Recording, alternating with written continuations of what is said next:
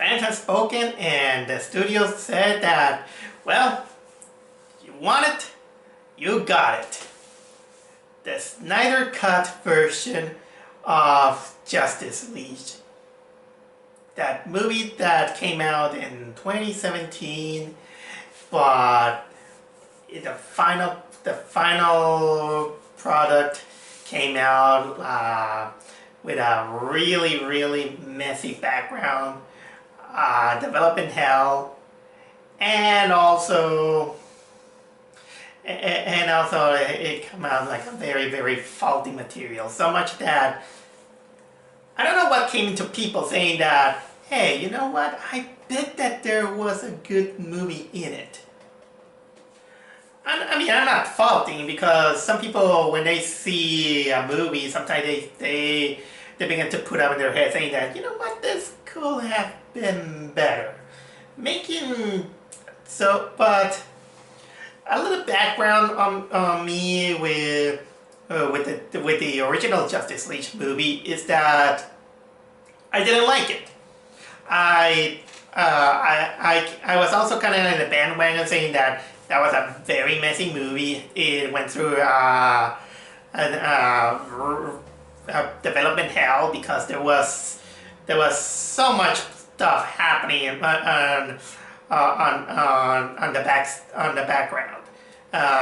Most noticeably because Zack Snyder was supposed to direct this film, but family tragedy happened that made him very depressed so much that he abandoned the movie, and studio said that, okay, so we need to get this movie like we promised, so, but it still needs to be completed. So who we're gonna get? We got Josh Whedon, I forgot how to spell it, whatever. And then what we got is, of course, a movie that you can really notice that it's about two people having two different visions.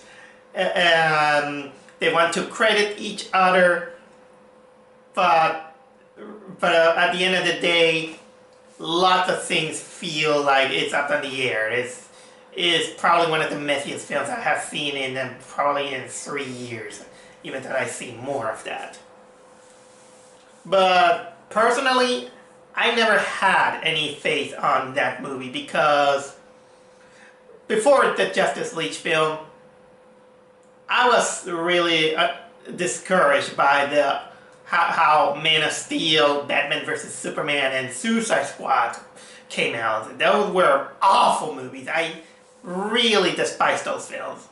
Wonder Woman was okay, but every single time people, I didn't like that Warner Brothers keep saying that, well, we just build up our cinematic universe. But then Justice League came out, and then I remember that the later movies of the DC universe came out a little bit better, but not by a milestone. I still think that Shazam is probably the best of all these movies. And just this version, because I heard that people say that, no, we want to see what was the vision of Zack Snyder. Zack Snyder had a vision. He probably is gonna show what this movie was gonna be like. But honestly, I don't buy it. I didn't buy it because first of all, the thing was made.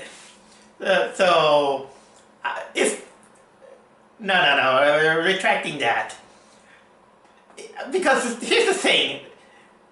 If you remember in some vlog when I talk about the DC Universe movie, it's funny enough that I always said that in order to rescue the DC Cinematic Universe, is that you have to shoot it, kill it, and then restart again. But I never thought they took my advice by heart. But furthermore, I never thought that Justice League would have been the first movie to redo.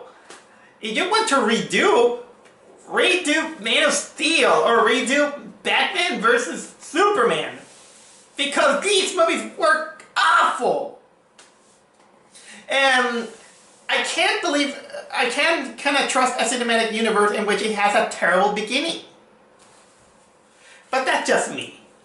So anyway, I still have a few days left of my HBO Max account. So I was lucky that I still had it just in time to watch the Zack Snyder cut of Justice League.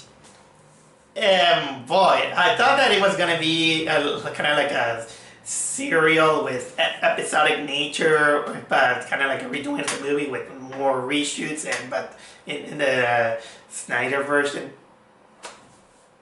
Nope. They decided to make this movie a 4-hour-long experience. There's no escape. Yeah, it's what I said. It's a 4-hour film. You know what? Why not? 4 hours.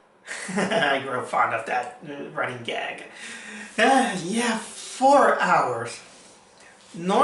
I normally can take like 2.5 hours film, but 4 hours.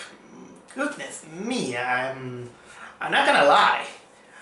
I'm glad that this film, for every 30 minutes, there's kind of like an intermission saying that part 1, part 2, part 3, and so on, because, not gonna lie, I was really discouraged on watching this film, mostly because it was kind of like watching a movie that I don't want it to go back. But still, my curiosity got me saying that, you know what, you saw the last one. You don't want to go back to it. Hell, I was not going to rewatch it for the sake of this one. So, it took me at least 2 days to watch it. At least I went the first half yesterday and the second half today. And right at the get-go, I'll say this. Zack Snyder Justice League is an improvement. It's a huge improvement to the other movie. A lot of this, it's more coherent. The editing and the direction is much better. The extra scenes makes the whole flow much more understandable. So basically, I just feel like this is the better version of what we were supposed to have. But still in my heart, I don't want to forgive it. It's kind of like someone made the biggest mistake in their life, and I feel like I don't forgive them. But then it comes out like the biggest apology. And I feel like you earn your apology. You earn it. But still, I will never forget what you have done in the past. So, congratulations, Zack Snyder Director's Cut. Your experiment of remaking a movie that was already broken. You made it a bit more watchable. You have flaws. I mean, it still has the flaws, but in terms of cinematography, I congratulate you. To put that long story short, I'm gonna give out a little bit of a refresher for the people who follow the DC Universe movies. Justice League follows after Batman vs Superman, and a little bit of Wonder Woman, the first movie, in which, yes, Superman is dead. and there's this crisis that of aliens from another world who's gonna invade Earth to conquer it. The leader is this guy named Steppenwolf, who is who in like here's I'll get to that. I'll get to that when time due, when I was describing the character. This monster named Steppenwolf, who is technically a sentry loyal to this higher being known as Darkseid. And of course, the whole movie is basically Batman and Wonder Woman looking for other superheroes in order to help them out, which are, of course, Cyborg, and the Flash, and Aquaman. And at the same time, of course, they're dealing with of course the loss of Superman, since he died in Batman vs Superman. This is technically the general gist. And basically, most of the one I'm going to talk about this film is kind of comparing it to the 2017, the things that, as far as I remember. The first thing that you're going to notice is that it has a complete different opening. Because the opening is much better, because it's more like kind of like a slow-mo version of kind of like the death of Superman, in which apparently his scream is being heard all over the world. Okay, maybe saying better kind of came out a little bit too nice. It's a little bit pretentious, if I have to say it, because Zack Snyder is a little bit of a pretentious director. He's not a... Sometimes I wonder who is more pretentious. Is Zack Snyder pretentious, or Christopher Nolan is the more pretentious? Sometimes I can't decide which is which. But either way, I prefer that intro to the Josh Whedon one. The one that it starts out with with a boy making a video of Superman, and we have Henry Cavill with a CGI hidden mustache, because at that time he was working for Mission Impossible. Yeah, but I'm glad that they took out that one. Or you know what?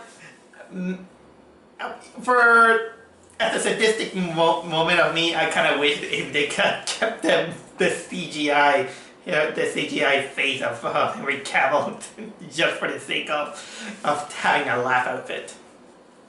But anyway, the movie then, of course, it follows more.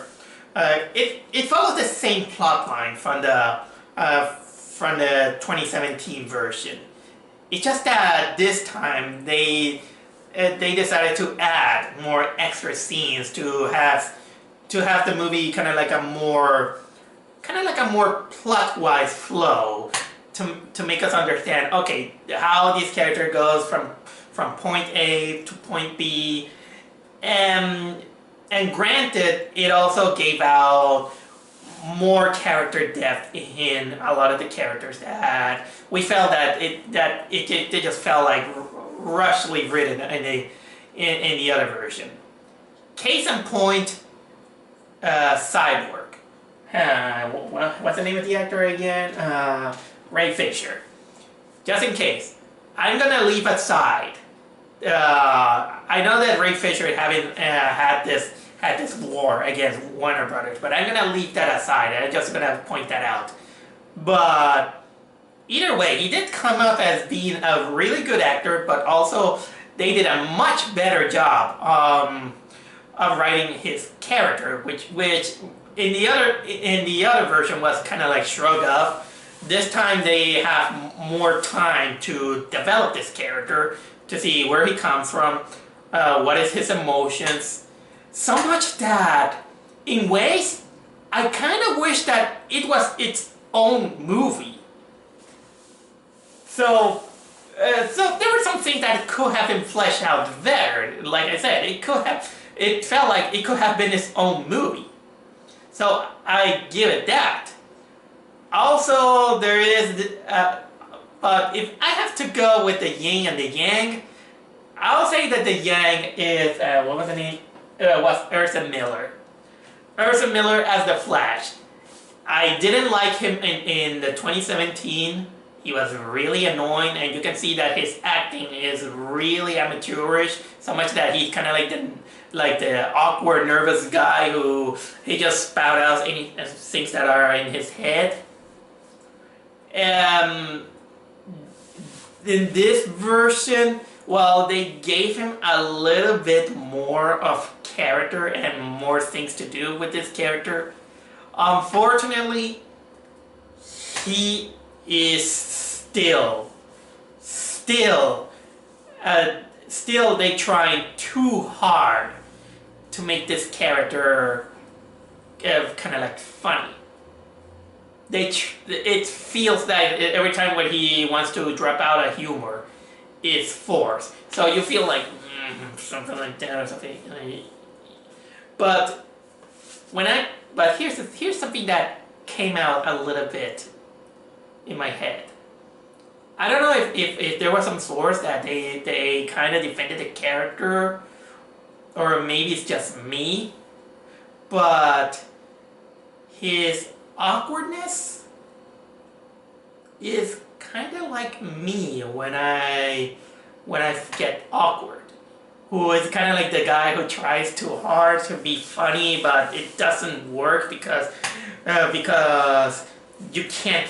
You just want to spout out the idea, but you don't flesh it out. You have this kind of problem.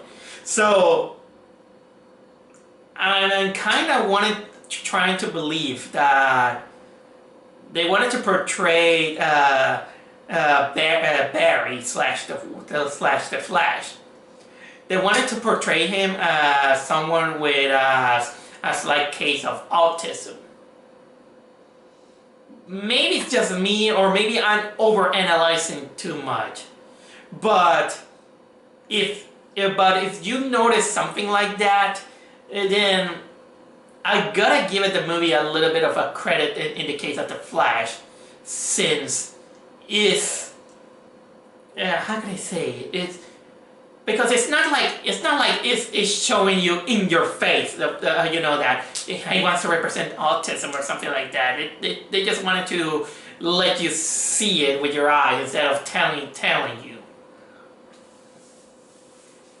What else there is? Of course, there's Gal Gadot.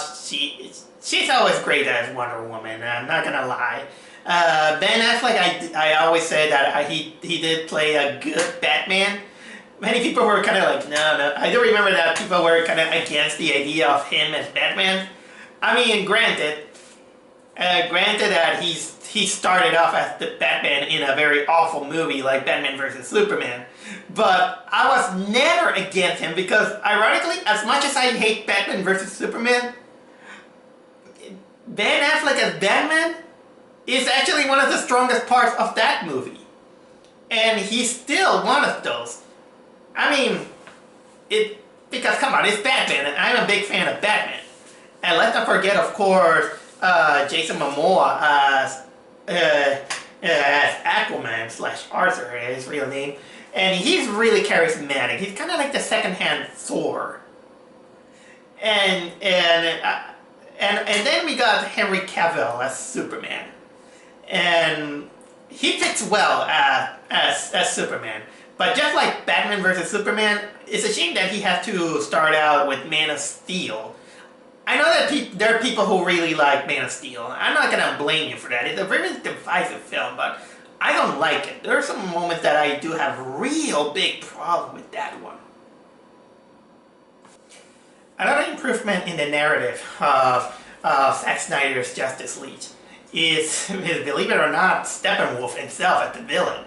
In the last one, he just came out kind of like a generic villain, which I don't have much of a problem, but unfortunately, Steppenwolf is kind of like an obscure villain that it needed a little bit kind of like a bigger impact in order to have people remember him.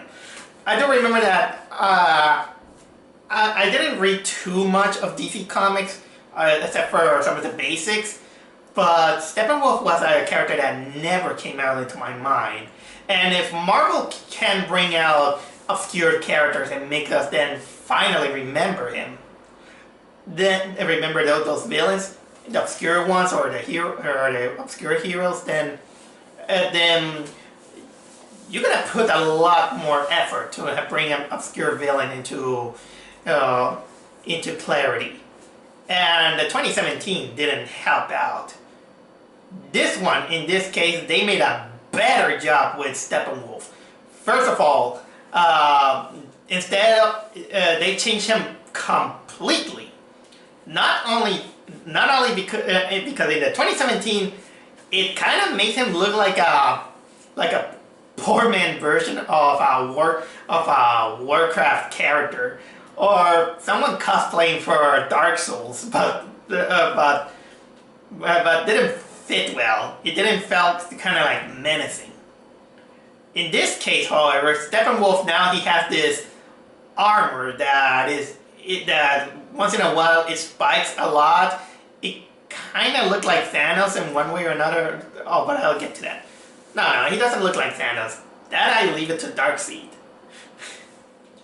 Okay, going back to Steppenwolf. Let me finish Steppenwolf first. He's huge. He has this huge armor. And they gave him an arc. Well, mostly in exposition, but still, you have to believe that this is kind of like a character who's trying to redeem his most loyal army or something like that. And you'll see him that he is actually working for a higher menace, in this case, Darkseid. Darkseid is basically the Thanos of the DC universe. Darkseid looks good. He never showed up in the 2017. Now you got it. Now you got it here. Okay, there are other characters that they show up. Like for example, they give it a little bit more emphasis on Cyborg's father, being kind of like the guy who was kind of like a workaholic father who neglected his son. Then accident came out that killed off his wife and the son and put the son into a near-death experience. And so he. I forgot to mention that one of the important aspects of this movie is that they have to use those three. I cannot say if there are three MacGuffins, but there are kind of like three cubes that are they call them the mother cubes that are how can I say they're alien technology, with huge technological advances, and one of them was hidden by the Amazons, one was hidden by the Atlantis people, and the other one, the human, has it. Cyborg's father was the one that had the human one, and he used it to resurrect his son, but now he's a cyborg. And without spoiling too much, that's where a story arc between him and his father goes, which is again well written, that it kind of deserves kind of like its own movie. So for the most, the new additional scenes, it also kind of emphasize a little bit more of the other background characters. Like there are some moments in which they flesh out Lois Lane with her grief of losing Clark Kent. We see more of the villains. There, some more of the Amazonists, some of the Atlantis people, which unfortunately they brought Amber Heard. I'm sorry. I know that it's easy now to kind of have this distaste with Amber Heard, but let's leave that aside for at this point. But I'll leave you this nugget of how can I say, distaste that it's kind of inevitable after her, hearing all these news things, there's they did not, at least it made you understand about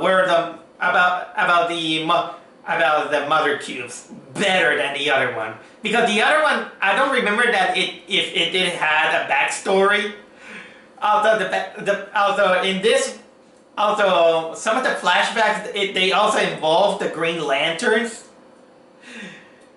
And I swear to it that there was one guy that really looked like Leonidas from 300. Oh, wait a minute, that's a Zack Snyder movie. Maybe that was kind of his cameo.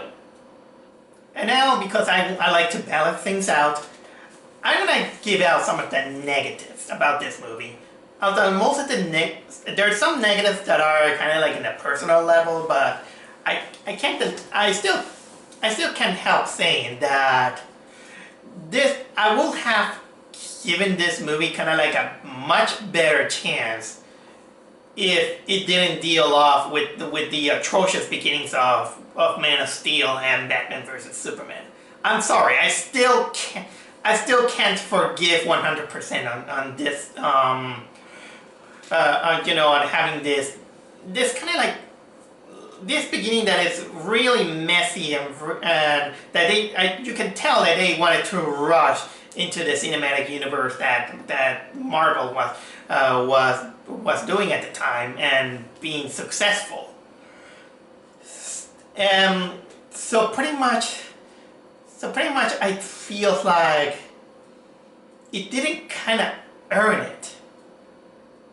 Although granted, giving us kind of like 4 hours of material is much better than just 2.5 hour material from the last movie. Although I don't remember how long that the other one lasted. It was just brushed out of my head like it was nothing. But still, kind of makes you question. Was it worth to make a movie 4 hours, or you could have benefit itself into making it more like a TV series, which I heard that was the plan, and maybe you can still consider this more like kind of like a mini series, because, like I explained, I'm thankful that this movie is bulleted in I think it was 8 parts, because I'm still not I can't go on with 4 hours of watching an entire movie. Maybe if I'm in a good mood or something like that. But I already explained you why, so I'm not gonna stretch it out like that. So 4 hours kind of felt a little bit of a chore, but thankfully they kind of fixed that. Then another thing is that I am not exactly a big fan of Zack Snyder. This guy, well, I acknowledge that he is a very creative director. I don't think he is very suited to direct the DC universe. At least one of them, but not all of them. I don't think that this guy has the right heart to make a superhero film. Especially since I like 300, I'm not gonna lie about that.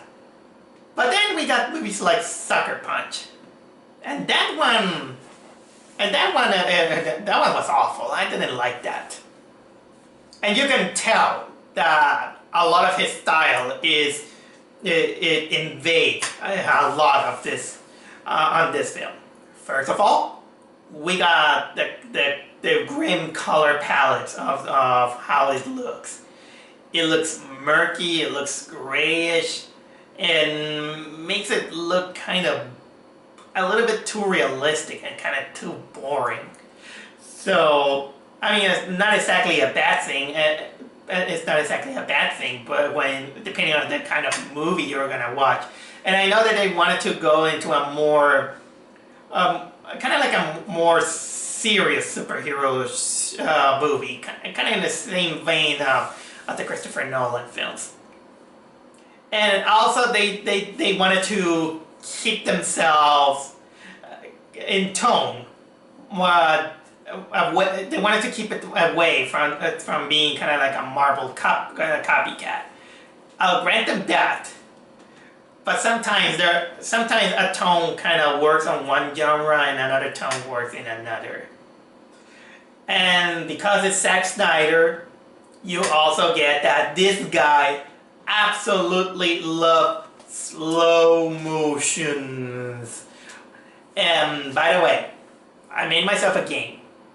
I counted how many moments he relies on stop motion.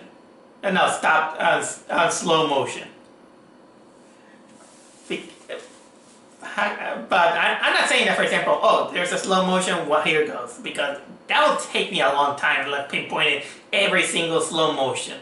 But whenever there's a scene, when there's a slow motion effect happens, this is where I count, and it stays there until the moment is over. How many moments of slow motion does he rely in the span on 4 hours? 16 moments in which he relies on slow motion. And as impressive as they are, it drags the movie. It drags on even without purpose. Or, well, not without purpose, but kind of like unnecessary. And speaking of which, three of them, almost at the beginning of this film, it has been used for kind of like this pretentious style music videos in which three characters, they just walk or look at the sun or something like that without doing nothing, only to, I know, increase the mood. But what makes these three moments cringy is that they decided to add kind of like these music. No, these songs of people, it's kind of like, these people who grab the guitar and they sing a sad song and sing something like that.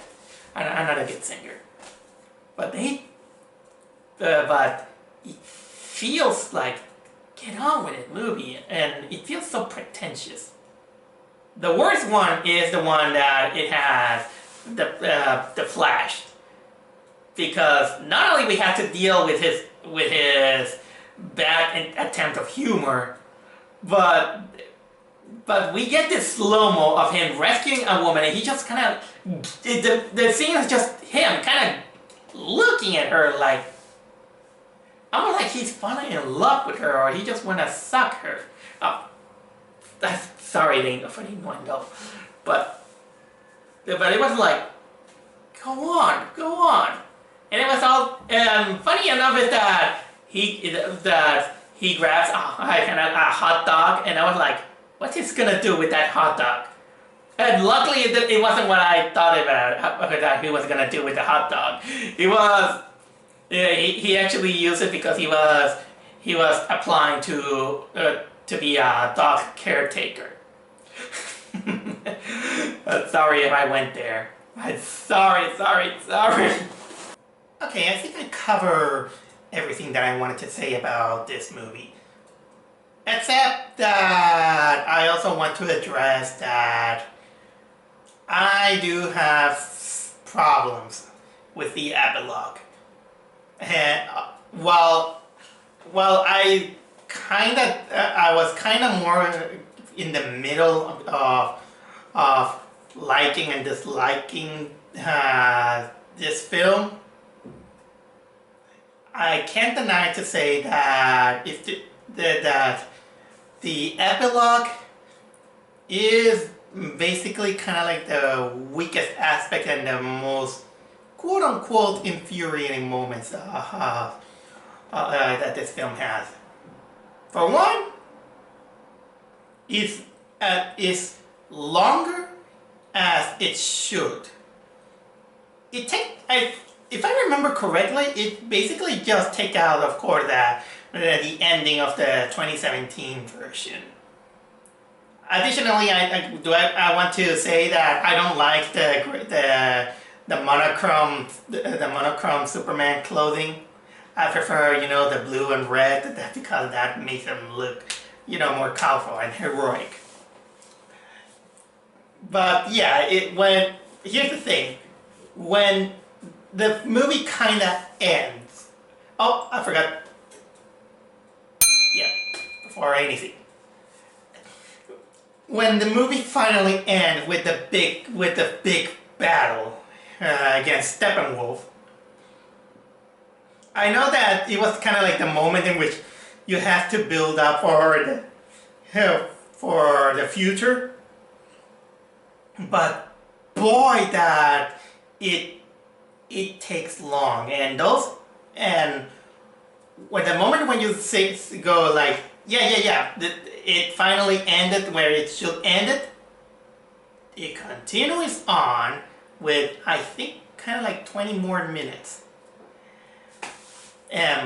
These moments infuriate me in one way or another. And I'll tell you why. First of all, the movie feels a little bit too cocky that it wanted to showcase that there's still more characters in the DC universe, which granted, yeah, but I don't think that Justice League should have been that medium, at least for the time being. First of all, they have in a few minutes of the movie, they showcase Martian Manhunter. And then during the epilogue, Deathstroke is there. Although I really like how Deathstroke looks. The actor looks like it. I mean, you might find out, okay, nothing, what's the bad thing? The bad thing that infuriates me is that they brought back the two worst actors of the DC universe that they don't deserve to play these characters. Jesse Eisenberg as Lex Luthor and Jared Leto as Joker. I never liked these guys. Well, not the person themselves, but how they play these characters. Because these two are the most miscast of characters playing the DC universe. Because Jesse Eisenberg from Batman vs. Superman, ever since he played Lex Luthor, and ever since I saw the trailer, he doesn't look remotely like Lex Luthor. And even with the shaved head, he kind of more looks like he kind of, no offense, but he kind of looks he is on what was it called? He's a cancer patient. He looks like a grown-up Caillou. Sorry, I didn't want it to go there. Mostly, he looks like a grown-up Caillou. Even to the point that in Batman vs. Superman, he acted kind of like a spoiled brat more than the mega, kind of like the calm and calculated villain that he's known at. He's very well known at in the comics. So I thought that he's really, really miscast, and seeing him there, I was like, why you brought him? You said that you listen to the fans. And what fan, maybe I'm wrong, what fan liked Jesse Eisenberg as Lex Luthor? I mean, Jesse Eisenberg is a good actor, but I don't think that he is fit for Lex Luthor. Especially the way how he sounded and how he acted. He's a little bit, how can I say, too pathetic looking, no offense, to play Lex Luthor. As for Jared Leto, the guy still don't get Joker. I know that we could agree that maybe it's from a different universe and all these things. Okay, maybe I'll buy that, but of all the Jokers, not many were kind of happy with his portrayal. I mean, in Suicide Squad, he barely appears, and he barely appears in this one, but it's funny how in the few moments that he appears, whenever I see him, I don't see him as the Joker. I see him as a rock star who pretends to be Joker, and his laugh and it's not as menacing. He sounds like he sounds like kind of like an old man trying to laugh, you know, like or I mean, many people. The Joker is technically one character that is hard to pull off. Why couldn't they get the guy? Well, why didn't they get Joaquin Phoenix to replace the Joker? Oh wait, that's from another universe. And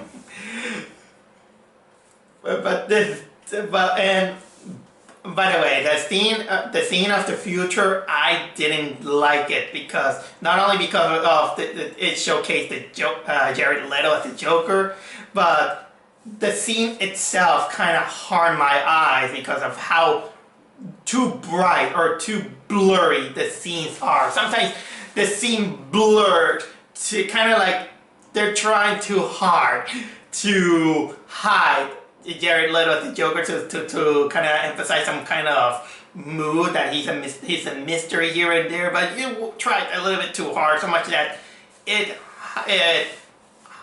was kind of harmful for my eyes. And of course, that was also a dream from Batman because they still can't let go about that future that we're gonna get. They still can't let go that we don't want that Jesse Eisenberg and Jared Leto are miscast. And of course, they showcase Martian Manhunter and Deathstroke. So that was my Zack Snyder Justice League vlog. If you are very interested on this film, or you're a fan of the DC film, I might give it a kind of like a light recommendation if you're into it. Still, for the movie's credit, it's a huge improvement over the messy 2017 one. So, is this a practice that I'm encouraged? That depends. Sometimes everyone deserves a second chance. Even movies kind of deserve a second chance to be redone. But sometimes you feel like you gotta earn it. This one, well, the fans got what they got. And it's an interesting take of what it could have accomplished to see how a movie with the same plot, the same structure, has huge difference when one director take over from the original vision of another. And I hope that this kind of leaves a lesson that sometimes when a movie when something goes through this kind of hell, sometimes it's better off to halt the whole thing instead of giving us a mediocre edited product like this one. Still, it makes me wonder. I sat through the movie in two parts. The halfway yesterday and the other half today. Makes me wonder. Did anyone watch that movie all 4 hours? Okay, to make it clear, did somebody watch the whole 4 hours without rest? Is